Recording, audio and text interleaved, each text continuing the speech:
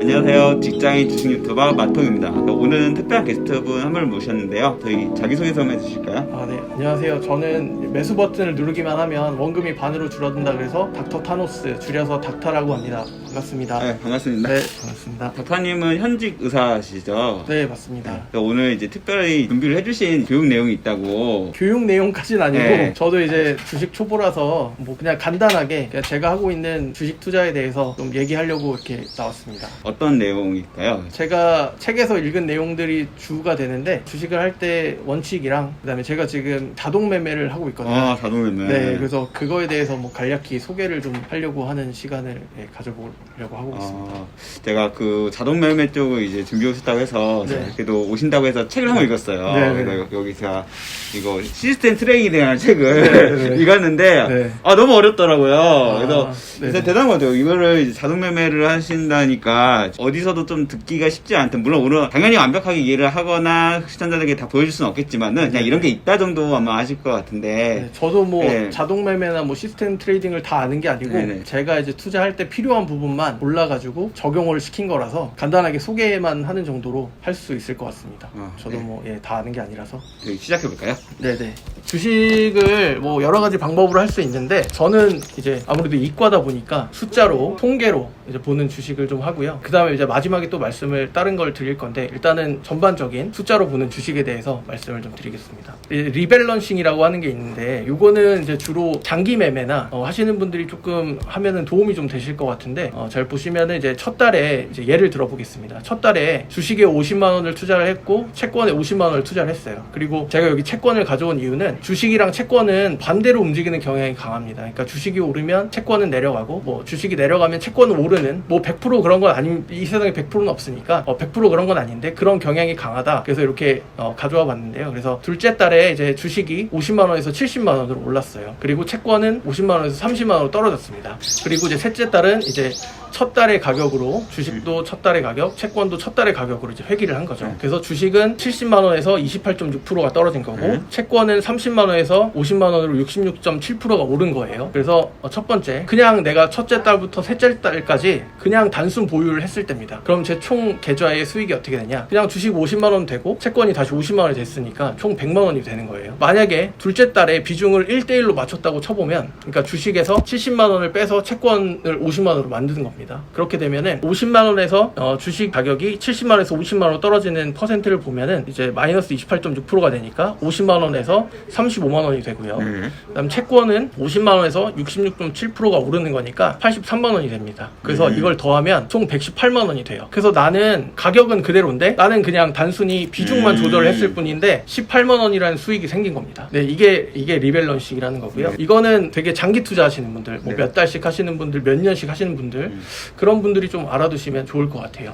그래서 리밸런싱 효과는 18% 정도 내가 수익을 봤다 이런 거고, 두 번째는 이제 쌀 때 사서 비쌀 때 팔자. 이거 뭐 당연한 얘기 아닙니까? 그렇죠. 네, 쌀 때 사서 비쌀 때 팔면은 이익이 나는 거니까. 그래서 쌀 때는 그러면 주식이 떨어졌을 때일까요? 주식이 올랐을 때일까요? 떨어졌어요. 네, 보통 주식이 떨어졌다고 주식이 막 이렇게 막 곤두박질 쳤을 때 이 가격이면 너무 싸다, 이때 사자, 이때 주워 담아야지, 다 이런 생각일 겁니다. 어떤 책에서 시뮬레이션을 돌렸어요. 싸다는 정의를 당일 주가가 최근 20일 동안의 최저가보다 낮을 때, 그리고 비싸다는 정의를 당일 주가가 최근 20일 동안의 최고가보다 높을 때를 정의를 했습니다. 그래서 코스피 지수로 시뮬레이션을 돌렸고요. 98년 1월 4일부터 2017년 10월 26일까지 시뮬레이션을 돌렸어요. 어떻게 됐을 것 같아요? 쌀 때 사서 비쌀 때 팔았을 때 어떨 것 같습니까? 그렇게 했으면 좋은 결과가 있었을 것 같은데요? 좋은 결과가. 네. 네. 저도 좋은 결과가 있었으면 좋겠는데 한번 보겠습니다. 네. 이제 쌀 때 사서 비쌀 때 팔았어요. 네. 전체적으로 이렇게 아래로 우하향하는 곡선이죠. 네. 이때 사서 이때 거의 뭐 반 정도, 반 더 잃은 것 같은데요. 네네네. 네, 그렇죠. 이게 전략 1번이고 전략 2번은 비쌀 때 사서 쌀 때 팔아보겠습니다. 네네. 어떠세요? 오, 이번에 더 좋네요. 네, 2번은 우상향 하고 있죠. 네네. 네, 이게 올랐다 내렸다 부침을 겪지만 장기적으로는 쌀 때 사서 비쌀 때 팔면은 우하향, 비쌀 때 사서 쌀 때 팔면 우상향입니다. 이게 왜 그런 것 같으세요? 오르는 주식은 계속 오르고 내리는 주식은 계속 내려서 약간 그 관성이 있어서 그런. 그렇죠. 네, 그 관성을 보통 이제 추세라고 부르죠. 네네. 네, 그래서 추세를 타고 매매를 하면은 100% 성공하진 않지만 대부분 성공하지 않습니다. 확률은 낮지만 이 손익비라고 해가지고 잃을 때 1을 잃는다. 그러면 딸 때는 뭐 2, 딸 때는 3 이런 식으로 따가지고 결국에는 그러면은 우상향 곡선이 되는 겁니다. 되게 근거 중심이네요. 네, 그래서 결론은 오를 때 싸서 네. 오를 때 사서 내릴 때 팔자. 그러면 요새 치면은 신고가 매매랑 비슷한 건가요? 네, 맞습니다. 뭐 어쨌든 뭐 추세를 오르는 추세를 골라서 하는 거면은 뭐 신고가 매매도 될 수 있고 뭐 250일 고가, 뭐 30일 고가, 60일 고가 이런 것도 될 수 있고 뭐 60일 선이 기울기가 양수일 때 네. 뭐 이런 식도 다 될 수 있습니다. 오. 네, 그래서 추세를 따라서 하면은 장기적으로는 우상향할 가능성이 높다. 이제 데이 트레이딩 많이들 하시죠. 그쵸. 그 아침에 시작해서 이제 오후 3시 반에 끝내는 트레이딩을 이제 데이 트레이딩이라고 하죠. 그러면은 데이 트레이딩은 무조건 종가에 거의 팔아야 되지 않습니까? 그쵸. 네, 주식을 이제 마무리를 그날 한다는 뜻이니까 이 종가에 매수를 해서 다음 날로 넘어가는 걸 이제 오버나잇이라고 하는데 그 오버나잇을 해야 할까요, 말아야 할까요? 데이 트레이딩은 하지 말아야 되는 게 정석인가요? 네, 데이 트레이딩은 하지 말아야 되는데 그럼 오버나잇을 하면 좋을까요, 안 좋을까요? 사실 근데 오버나이트 하는 이유는 다음날 이제 시가가 더 높을 거라 생각하고 하는 거니까 네. 종목마다 이게 다르지만은 네. 이렇게 하면은 뭐 오른 종목은 오버나이트 사고 네. 내린 종목은 잘라주자 이런 거 아닐까요? 네, 그럼 한번 보겠습니다. 네. 코스피 지수예요. 네. 여기 보시면은 파란색 선이 전일 종가 대비 시가입니다. 빨간색 선은 당일 시가 대비 종가예요. 네. 그러면은 이걸 해석을 해보자면은 전날 종가에 사서 네. 다음날 시가에 그냥 팔았어. 단순히 네네. 종가에 사서 시가에 팔았어요. 네. 그러면 내 수익 곡선 이거란 얘기입니다. 좋은 거죠 이거? 예. 좋네요. 이것도 우상향하고 있죠. 네. 근데 만약에 내가 당일 시가에 사서 무조건 당일 종가에 팔았어요. 네네. 그러면 내 수익 곡선 이렇게 된다는 얘기예요. 신기하네요. 예, 저도 이거 처음 보고 신기했어요. 근데 이건 코스피잖아요. 코스닥을 한번 볼까요? 네. 코스닥은 좀 이제 덜 떨어진 동생 뭐 이렇게 네. 표현들을 많이 하곤 하는데 어떻게 될까요? 어? 차이가 극명하죠. 그러네요. 네, 이건 뭐 거의 45도로 올라가고 네. 전일 종가 대비 시가는 당일 네. 시가 대비 종가는 45도로 떨어집니다. 제가 추천드리고 싶은 거는 그냥 단순히 종가에 사서 다음날 다음날 시가에 계속 팔아보면은 결국엔 내 수익은 플러스가 된다. 네, 이겁니다. 약간 사람들이 다음날 기대감을 가질 수 있으니까 네. 그래서 그럴 수도 있겠네요. 네, 기대감도 네. 있고 그다음에 저는 이제 세력을 믿는 쪽이거든요. 네. 그 세력들은 시가를 띄우기가 쉽습니다. 왜냐면 네. 처음 시작은 이게 물량을 막 쌓아놓고 사람들끼리 거래하는 게 아니고 동시호가 때 가격을 올리기가 쉬워요. 그래서 세력들은 종가에 이렇게 조금 올려놨다가 다음날 시가에 높이 띄워서 팔아버리면 큰 노력을 들이지 않고 수익을 낼 수 있기 때문에 이렇게 나오는 것 같습니다. 제 개인적인 생각은. 그래서 출처는 이 책에서 제가 따온 겁니다. 그리고 이제 네 번째로는 퀀트. 퀀트는 말 그대로 그냥 계량 투자예요. 퀀터터티브. 공개되어 있는 지표를 이용해서 투자를 하는 겁니다. 어떤 숫자든 상관없어요. 뭐 퍼, 뭐 PBR, PSR, 뭐 ROE 이런 거 다 상관없고 그 다음에 모멘텀도 뭐 상관없어요. 뭐 6개월 모멘텀이 양수냐, 뭐 1개월 모멘텀이 양수냐, 뭐 이런 거 다 상관없습니다. 펀트에서 이제 알아야 될 거는 연복리 수익률이라는 게 있는데 최종 자산을 최초 자산으로 나눈 다음에 내가 투자한 횟수를 분모로 두고 이거를 승수로 해가지고 마이너스 1을 하면은 연복리 수익률이 나오는 겁니다. 1억이 5년 뒤에 1억 5천만 원이 되면은 1억이 1.5억이 되고 이게 5년 됐으니까 1을 빼면은 8.45%. 나는 연 평균으로 8.45%를 벌었다. 이렇게 되는 겁니다. 펀트 전략을 평가하는데 이 CAGR 중요하고요. 그 다음에 최대 낙폭이라고 해서 맥시멈 드로우다운이라고 있는데 이 계좌가 최고로 올라갔을 때랑 그 다음에 거기서 이제 꺾여가지고 최저로 내려갔을 때 오르지 않습니까? 그래서 최고에서 꺾였을 때랑 최저에서 꺾였을 때 그 값을 기준으로 해서 고점값에서 고점값을 접점값을 뺀 그 값을 얘기하는 거고요. 낙폭은 여러 가지가 나올 수 있겠죠. 고점에서 저점을 뺀 게. 근데 그 중에서 최대라는 얘기입니다. 이 두 가지가 이 CAGR과 이 최대 낙폭이 퀀트 전략을 평가하는데 중요한 지표다. 좋은 거는 연복리 수익률이 높으면서 최대 낙폭은 낮은 거. 이 전략을 저희가 개발하는 게 목적이고 그거에 대해서 투자를 하면 됩니다. 그래서 전략은 뭐 여러 가지 짤 수가 있어요. 자기가. 그래서 퀀트 전략은 밸류 전략이 있고요. 그래서 밸류 전략은 이제 저평가된 기업을 찾는 거죠. 그래서 실적이랑 가격을 비교하는 거예요. 잘 아시겠지만 뭐 퍼, PBR, PCR, PSR, 뭐 EV, EBITDA 그런 거.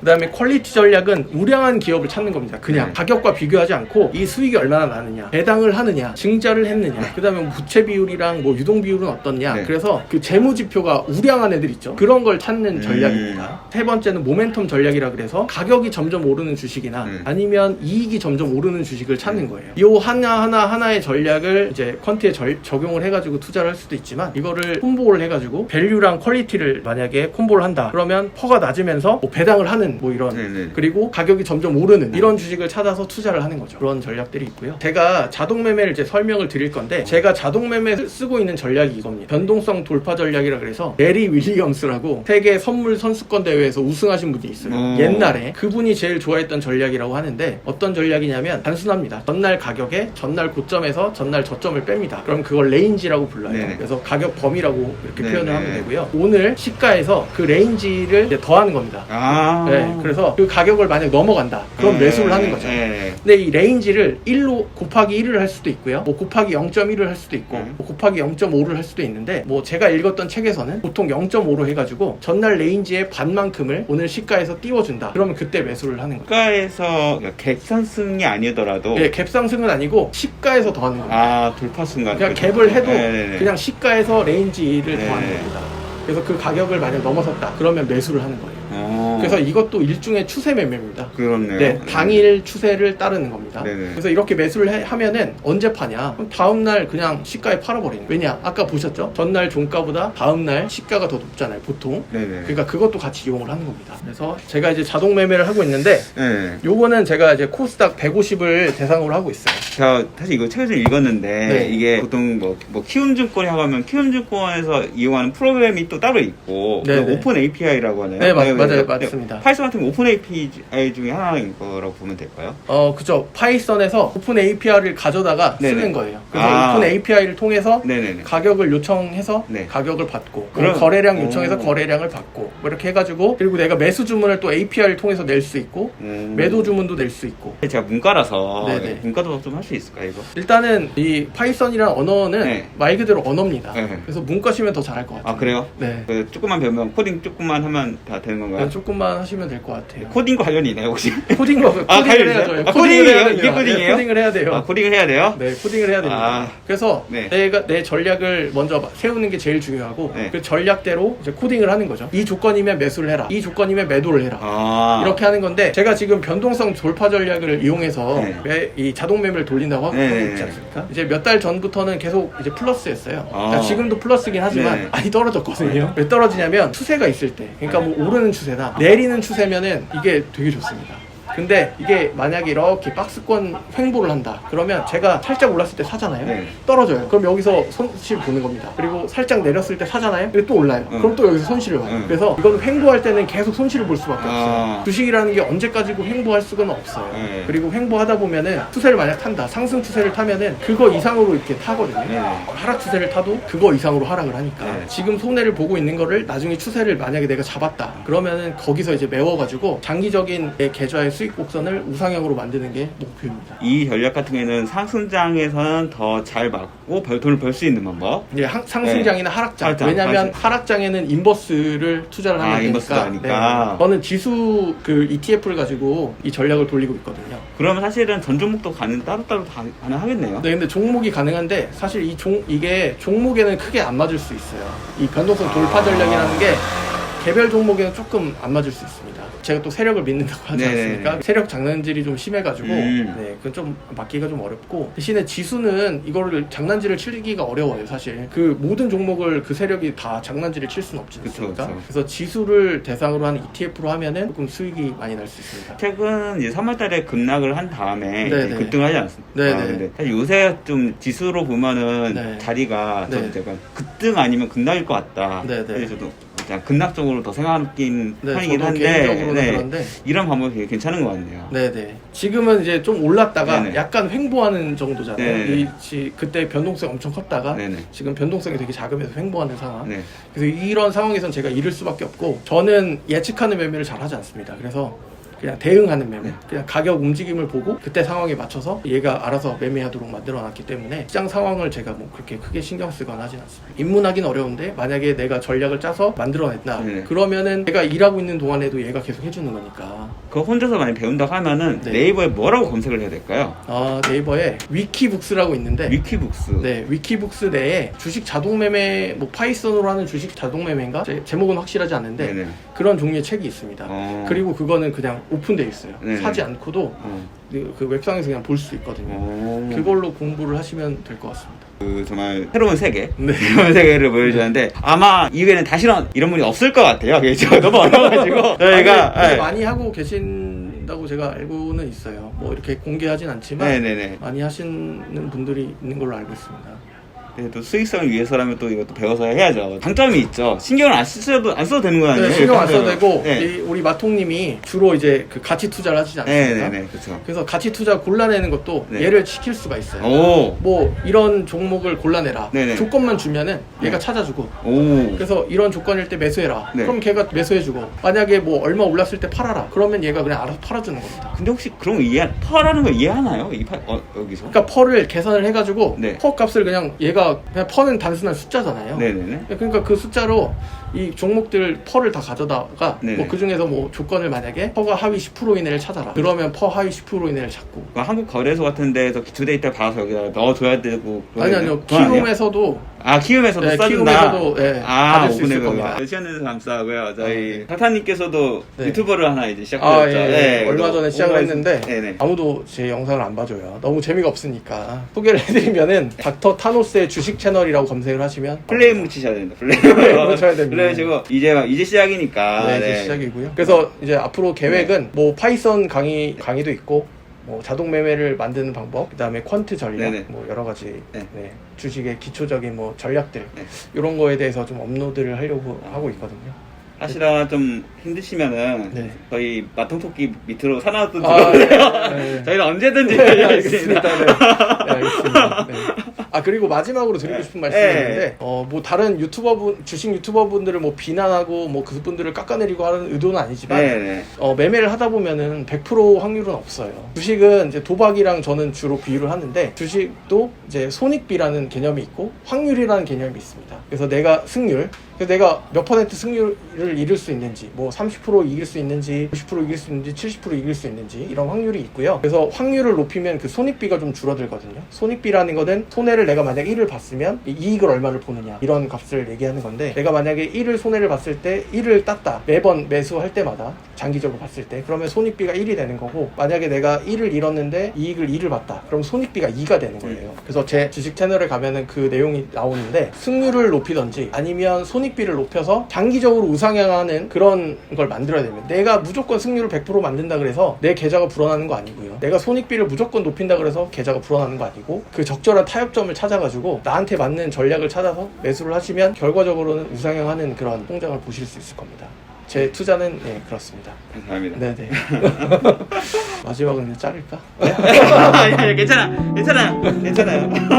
이제 마무리 시간이 지났으니까 마무리하도록 하겠습니다. 오늘 닥터님 어땠어요? 오늘 오시니까 오랜만에. 저는 뭔가 이렇게 대화하고 할 줄 알았는데 네. 저만 너무 일방적으로 얘기한 것 같아가지고. 네. 그랬습니다. 뭐 네. 민폐를 끼친 게 아닌가. 아니에요. 이런 생각이 들었습니다. 오늘 정말 좋은 거 아니고 제가 중간중간에 좀 멘트를 좀 더 잘 붙여드렸어야 되는데 죄송합니다. 죄송해요. 아닙니다. 그러면은 여기까지죠. 다음에 한 번 더 나오시죠. 네, 뭐 상황 봐서 다음에는 네. 저희 쪽에서 준비를 할게요. 네. 상황 봐가지고 네. 제가 준비를 하고 그냥 네. 궁금하신 걸 여쭤보시면 됩니다. 네, 알겠습니다. 이 시간 동안 시청해주셔서 감사합니다. 이상 마통이었습니다. 닥터였습니다. 감사합니다. 네, 감사합니다.